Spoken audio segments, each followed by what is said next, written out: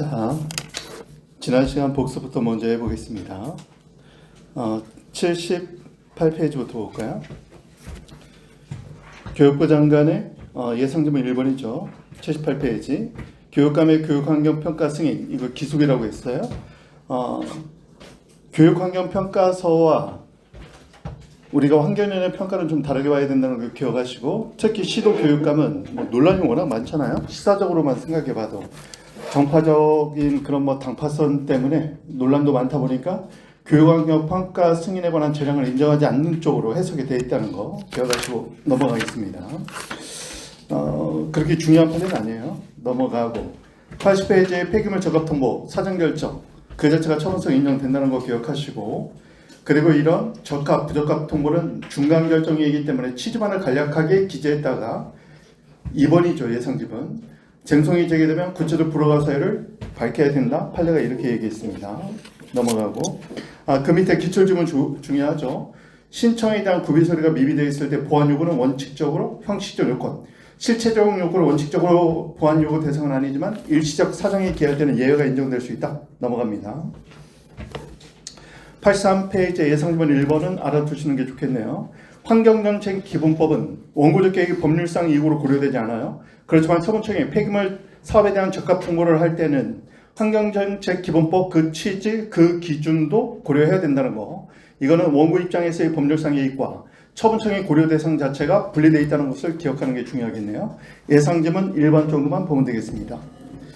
자, 그리고 밑에 예상지문 이것은 필요 취소 규정 같은 규정이 있죠. 해야 한다 이런 식으로 되어 있는 거 별로 중요하지 않습니다. 넘어가서 84페이지 가촉 분뇨 처리 방법 변경 이거 재량이다. 따라서 사법심사는 재량 일탈남용이다.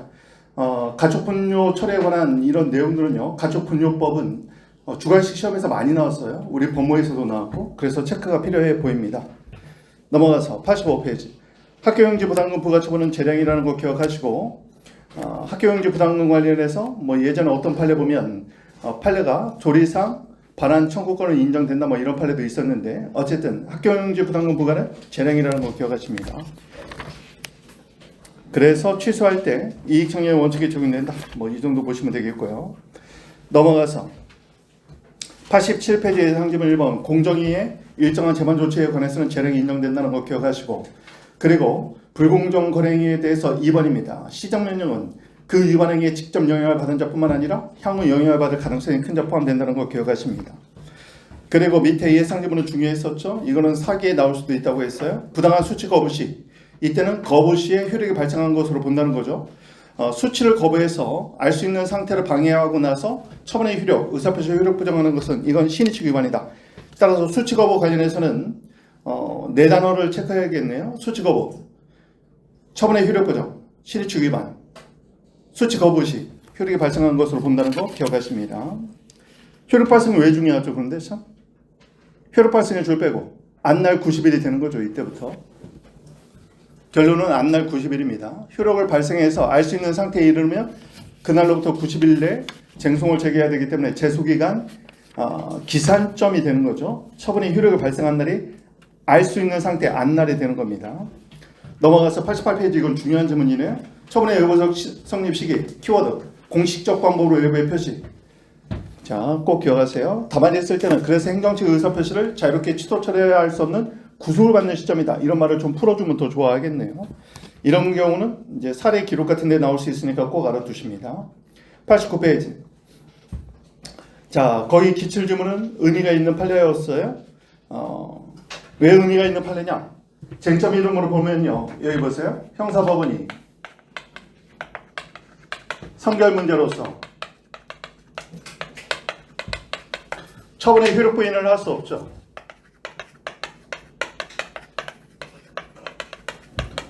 효력 부인을 할 수 없다는 게 판례인데요. 지금 마치 예외 판례처럼 나왔어요. 근데 완전히 예외 판례는 아닌데 왜냐면 효력을 명시적으로 부인하지는 않았지만 사실상 효력을 부인했단 말이죠. 근데 명시적인 건 아니에요. 그래서 사실상이나 말을 붙여놓은 겁니다. 왜요? 사안은 음주운전이라고 했죠. 음주운전을 원인으로 해서 면허 취소를 했단 말이죠. 면허 취소 처분 얘가 문제가 된 거예요. 면허 취소 처분했는데 얘가 무면허로 운전을 했기 때문에 무면허 운전죄로 기소가 됐어요. 그러니까 어떻게 됐다? 음주운전 이 부분에 관해서 증거불충분으로 무죄 판결이 나왔다는 겁니다. 처분의 원인이 되는 처분 사유 자체가 무효로 판단이 되어버렸기 때문에 면허 취소는 결국 원시적 하자가 있는 걸로 봐서 사실 행정처는 직권 취소했어야 된단 말이에요. 근데 직권 취소가 돼 있지 않았어.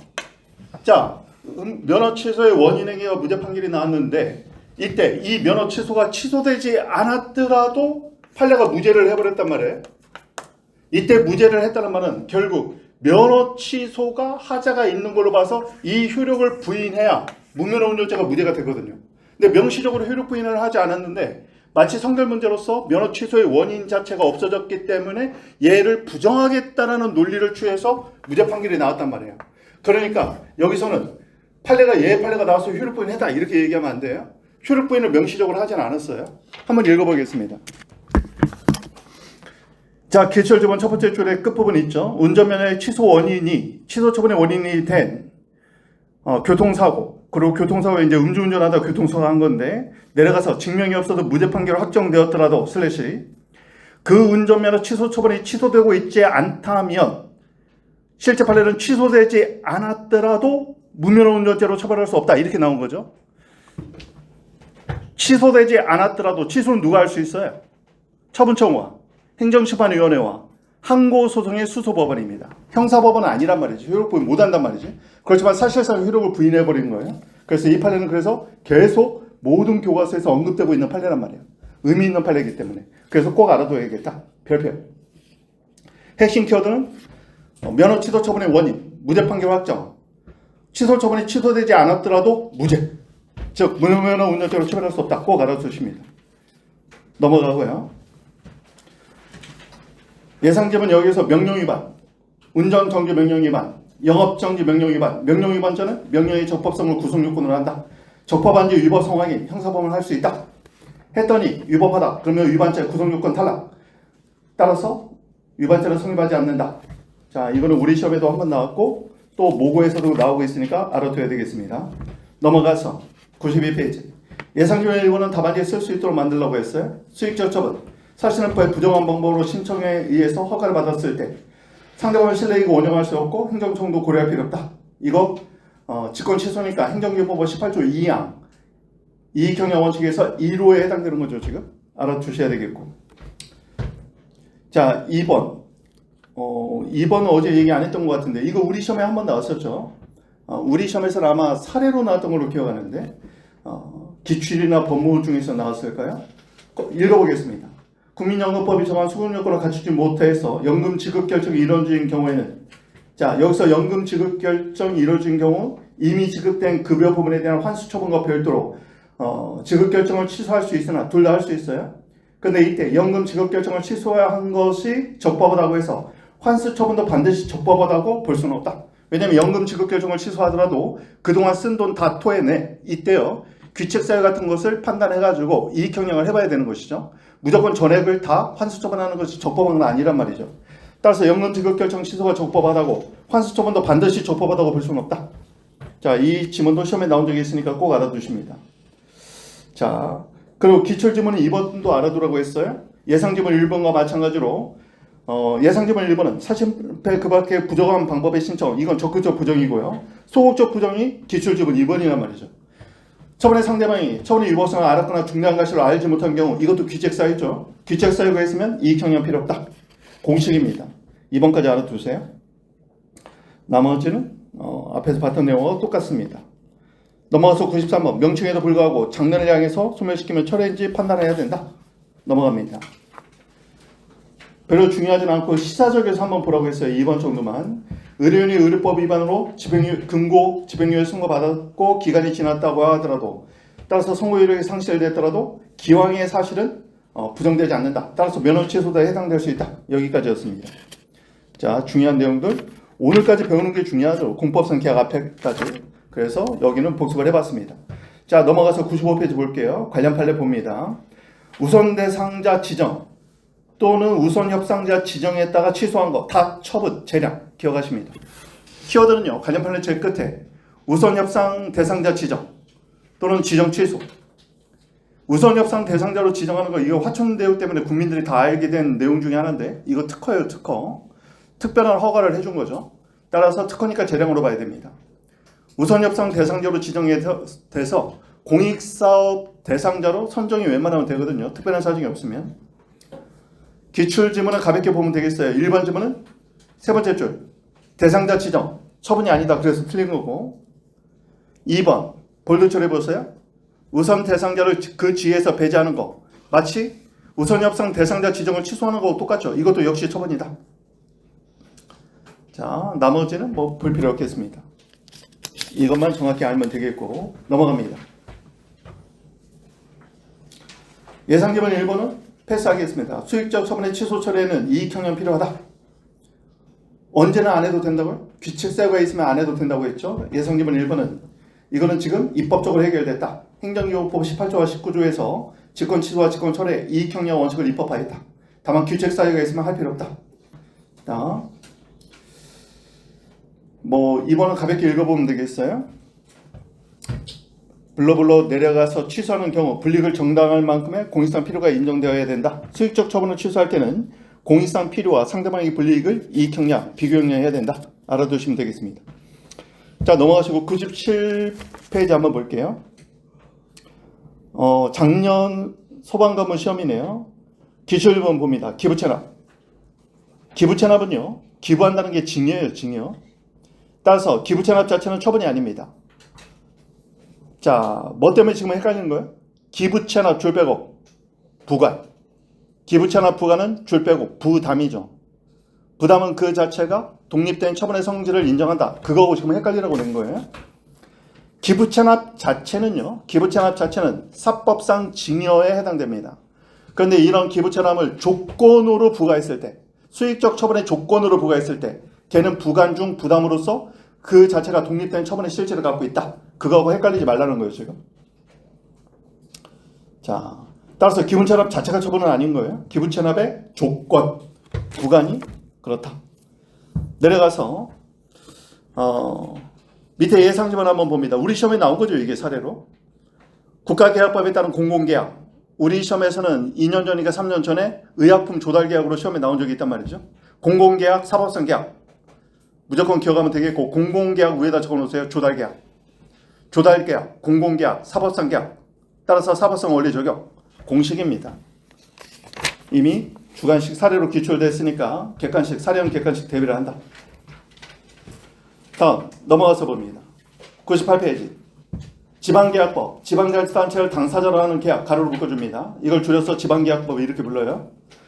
국가계약법도 마찬가지고 지방계약법도 마찬가지고 그 계약의 성질이 사법성 계약이든 공법상 계약이든 다 적용되는 거예요. 국가계약법, 지방계약법은 국가나 지자체가 체결하는 계약이 사법성 계약이든 공법상 계약이든 다 적용돼요. 그런데 판례 사안들을 보면 국가계약법, 지방계약법에 따른 계약은 사법상 계약이다. 이것만 시험에 나오고 있는 거죠. 공법상 계약이어도 이 법률이 적용은 된다는 얘기예요. 자, 기출지문 가볍게 한번 체크해 주시고 넘어갑니다. 100페이지 한번 볼까요? 예상지문 1번. 얘는 중요하네요.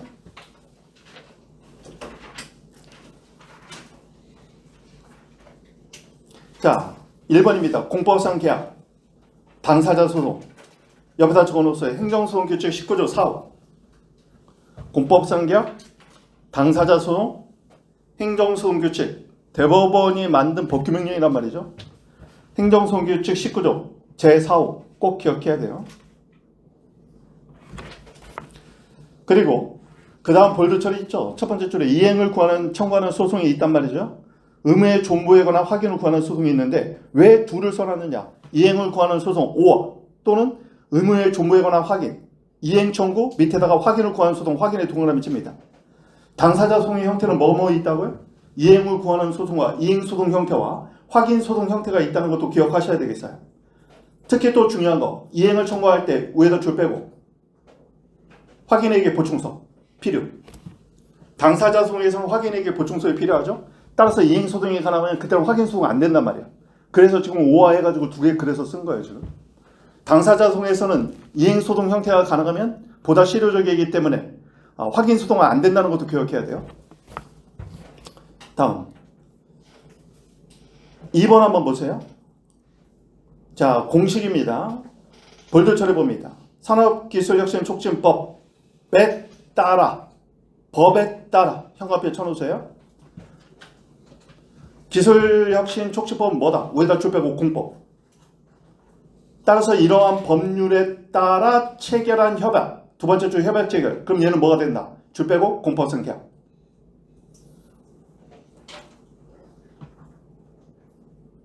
공법상 계약이면 마지막으로 넘어가면 되죠. 민사소송 연결하고 X.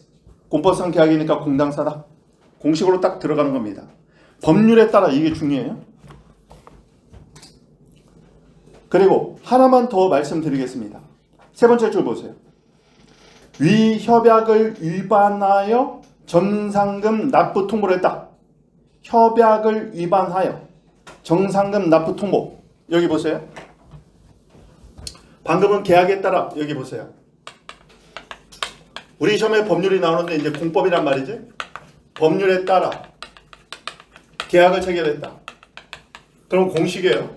공법상 계약. 따라서 그 분쟁은 공당사. 그런데 이거 말고 이것까지 알아두란 말이죠. 해제했을 때 공법상 계약 해제의 처분성이 원칙적으로 인정되지 않는데 이거는 공법상 계약 해지의 처분성. 판례 키워드는 뭐예요? 판례 키워드 생각나는 거 얘기해 보세요. 일률적으로 정할 수 없다는 거예요. 일방의 의사표시로 법률관계를 종료시켰다고 해서 행정처분이나 단정할 수 없고 개별적 구체적으로 판단해야 된다는 거예요. 관련 법령의 해석을 통해서 개별적 구체적으로 판단해야 된다. 그런데 수험 팁은 어떻게 하라고 했어요? 해지의 근거가 뭔지 봐야 돼. 따라서 법령에 근거하여 해제했다. 그러면 처분이 돼요. 그런데 협약에 또는 약정에 근거하여 해제했다. 그럼 처분성을 부정하면 되는 겁니다. 결국 우리는 수험 팁으로 볼 때 처분성이 인정되는 것은 법률에 근거를 두고 있는지 또는 그 효력이, 즉 근거와 효력이 법에 근거가 있느냐, 해지의 근거와 해지의 효력이 법에 규정을 두고 있는지 꼭 알아두시고 시험에 나오면 산업지적법이에요. 이거는요 예전에 우리 모고에서 기록으로 출제가 됐단 말이죠. 산업지적법에 보면은 입주계약 해지의 법적 근거도 있고 그 법적 효력도 규정되어 있어요.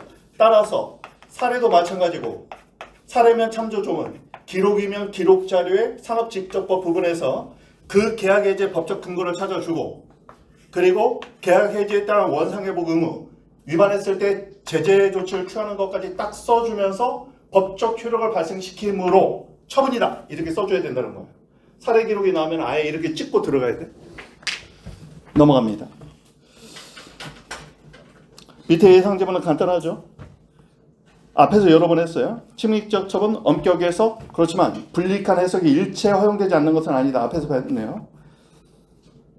그리고 2번의 두 번째 줄 보세요. 100페이지에. 계약 조건을 위반으로 입찰 참가 자격 제한 처분을 하기 위해서는 계약사에 미리 모두 명시해야 된다.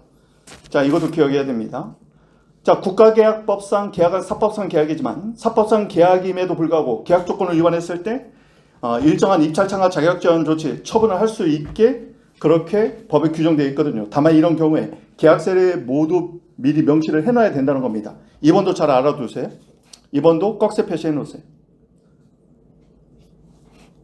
자, 다음 101페이지네요. 이거 이제 사례 기록 같은 데서 나올 수 있는데요. 행정소송을 제기할 사건을 민사소송을 잘못 제기하면 이때는 두 가지예요. 그 수소법원이 행정소송의 관할을 갖고 있지 않으면 이송해야 되고 가지고 있으면 이송할 필요 없이 행정소송으로 판단해 주면 되는 겁니다. 관할을 갖고 있는지가 핵심이에요. 자, 이거 꼭 기억하십니다. 왜 이러죠 지금? 지금 민사소송의 수소법원이 지금 행정소송의 관할을 갖고 있는 경우가 어디에? 행정법원 서울에밖에 없기 때문에 서울은 행정법원밖에 없기 때문에 지방법원은 본원합의부에서 하고 있죠. 본원합의부에 민사소송으로 제기됐는데 본원합의부는 행정사건에 대한 관할권도 있단 말이에요.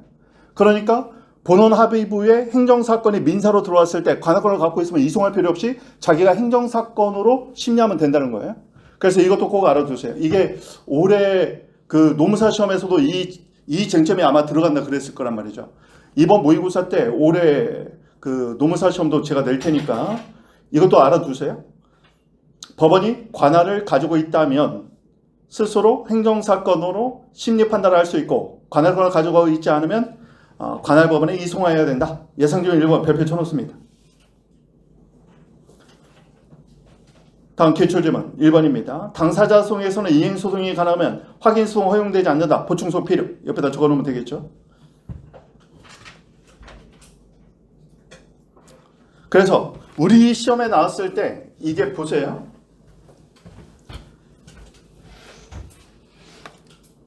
무효확인 소송을 제기했단 말이야.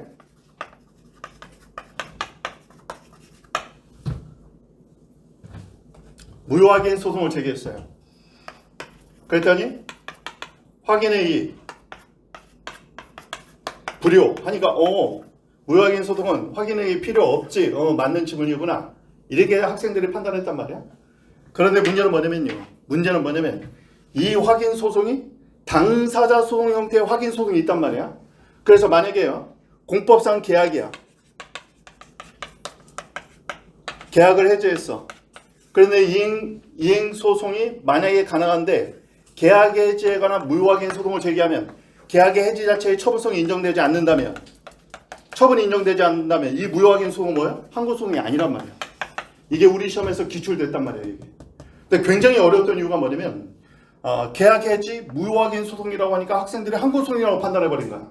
항고 소송이니까 보충소 필요 없구나 이렇게 봤는데, 아까도 말했지만 무효확인 소송이 항고 소송이라면요, 그 대상이 처분해야 된단 말이야. 그런데 공포상 계약 해지 처분성이 부정된다면 공무원에 대해서 예를 들면 전문직 공무원에 대한, 전문직 계약직 공무원에 대한 해지 통보가 나왔어요. 그러면 전문직 계약 공무원에 대한 해지 통보는 처분이 아니란 말이야. 그랬더니 그 해지에 관한 무효확인 소송을 제기했다. 그럼 얘는 뭐예요? 공당사야. 당사자 소송이에요. 그럼 확인의 이익은 필요한 거죠. 이런 식으로 시험에 나왔다고. 우리 사례형 객관식에. 자, 그것도 좀 이해하셔야 돼요. 지금 공법상 계약을 제가 지금 자세히 하는 이유가 뭐예요? 행정소송규칙 19조 4호에 공법상 계약을 당사자 소송의 대상으로 한다는 명문 규정이 만들어졌단 말이야. 그래서 올해 3월부터 지금 시행되고 있단 말이죠. 그래서 공법상 계약도 우리가 제대로 해놔야 돼요. 사례 기록 다 대비를 하셔야 됩니다. 나머지는 뭐 당사자 소송 다툰다. 그 정도 보시면 되겠습니다.